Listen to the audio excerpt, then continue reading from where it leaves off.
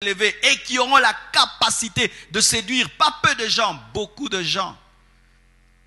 À la fin des temps, mes frères et sœurs, voici ce qui va arriver à notre monde. Vous allez voir des gens abandonner Dieu. Vous allez voir des faux prophètes se lever. Et au lieu que les gens leur jettent des pierres, des foules les suivre. C'est pourquoi ne suivez pas la foule. Suivez la parole. Suivez la vérité. Ne suivez pas les miracles. Suivez la parole.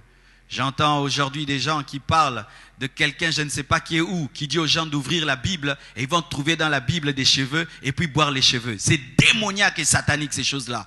Depuis quand Dieu peut demander à ses enfants de boire les cheveux? Il va nous demander bientôt de manger la chair humaine. Mes frères, faites très attention. Lorsqu'il y a des crises, les gens croient en n'importe quoi, à n'importe quelle prophétie, à n'importe quel prophète.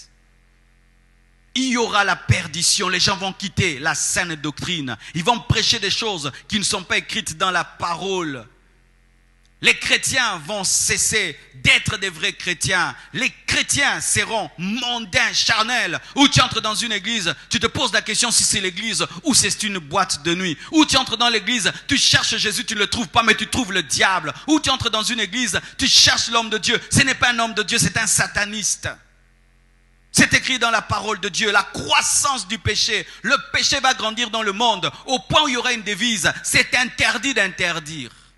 C'est interdit d'interdire.